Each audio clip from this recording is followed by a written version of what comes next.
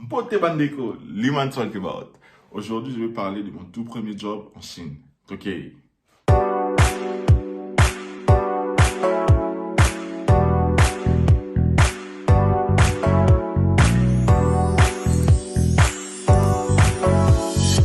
Je dois m'excuser parce que sur cette story time, je vais parler en français et en lingala en même temps.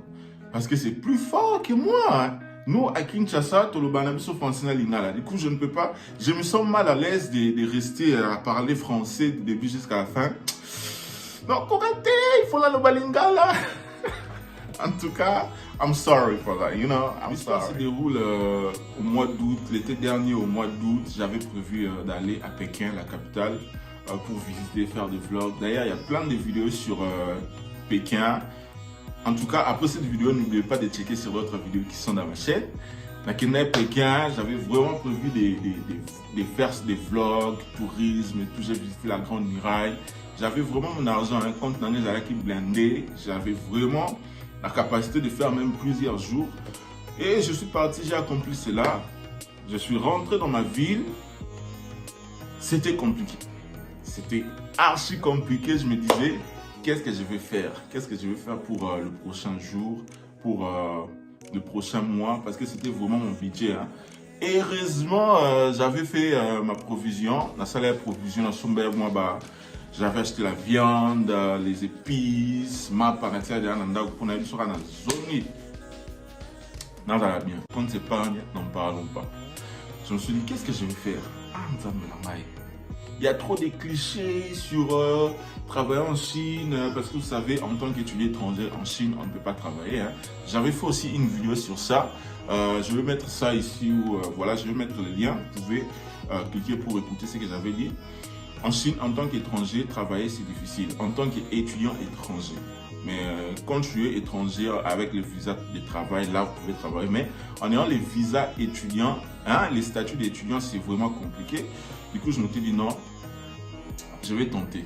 Même si c'est interdit de travailler, mais il y a des COP par-ci par-là, des COP en tant qu'étranger, tu peux enseigner, donner des cours d'anglais et tout, hein, travailler dans des supermarchés, dans des malls, you know. Je me suis dit non, je vais tenter. Je vais tenter, moi j'ai besoin d'argent, cette fois-ci je ne vais pas demander l'argent à la famille ou tout, non, je dois me débrouiller parce que c'était à ma propre charge. C'était moi-même qui avais décidé de faire ce voyage à la capitale. Donc, je suis dans ma ville.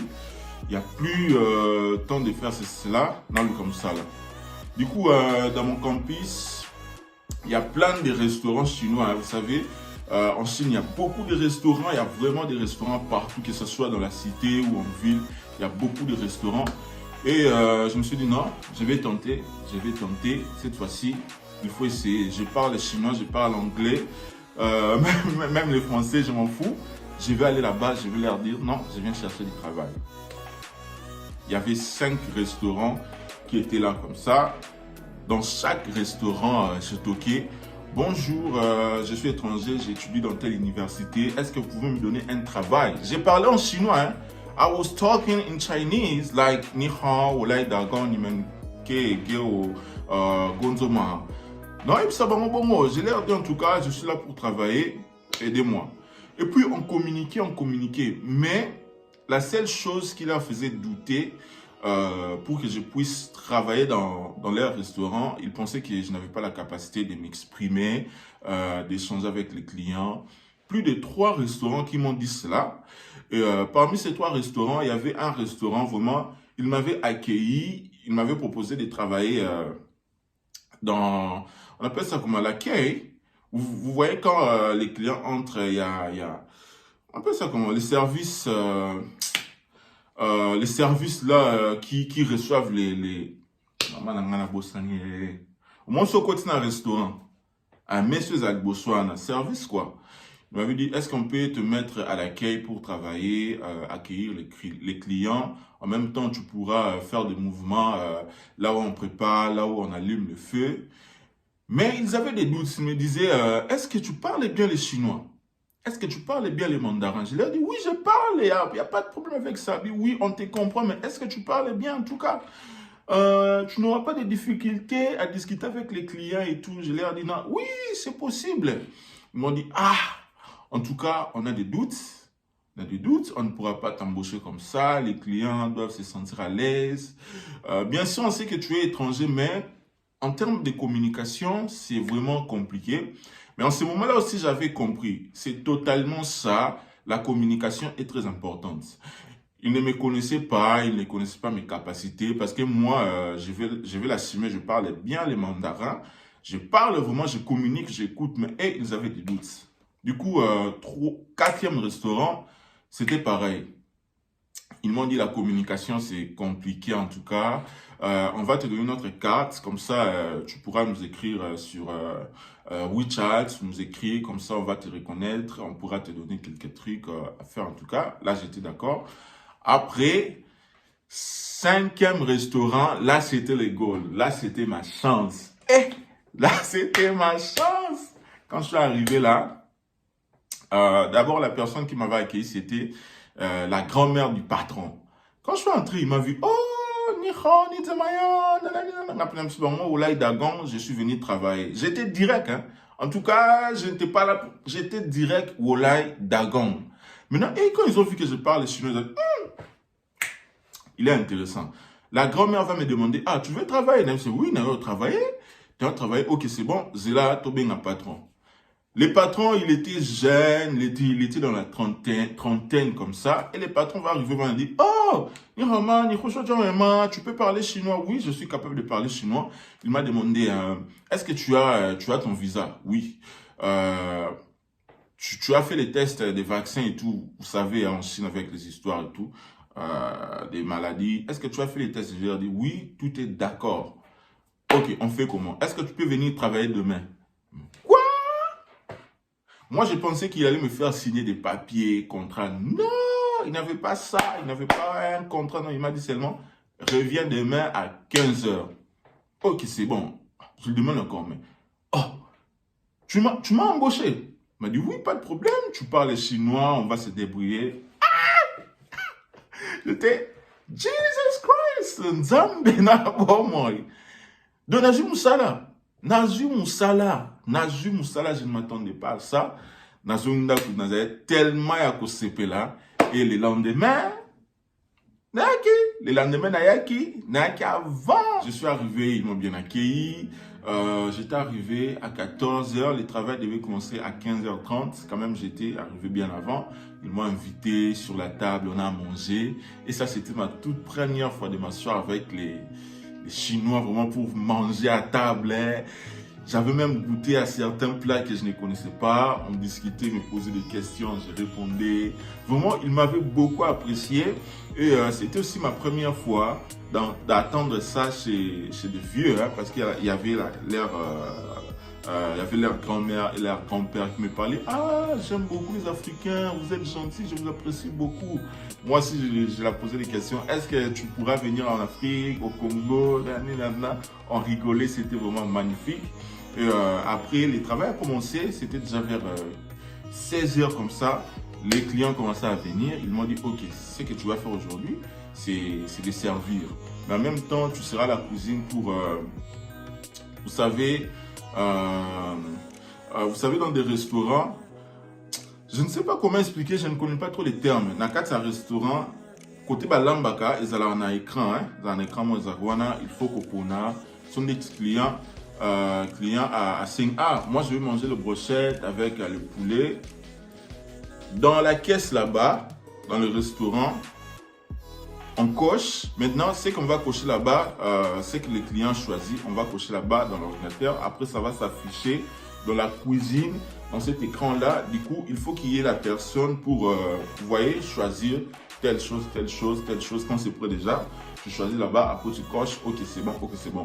Le patron m'avait dit non, toi, tu vas être ici à cocher les commandes et aller servir. C'est ce que moi, je faisais. En tout cas, c'était magnifique.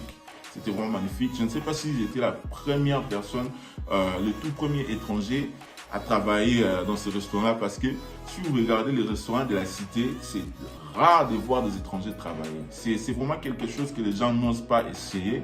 Et moi, vraiment, c'était vraiment très motivant pour moi de faire ça. Et j'ai travaillé, les clients même m'appréciaient. Et en même temps, le patron lui-même, il commençait à me faire des photos avec les clients. Mais là, j'ai trouvé ça un peu embarrassant parce que je ne suis pas quand même une bête des cirques à me prendre des photos avec des clients comme ça. Parce que je travaille, hein, je suis chez vous, je travaille, il faut quand même les respecter. Mais c'était quand même bien, c'était une très belle expérience. J'ai travaillé, j'avais duré là-bas pendant une semaine.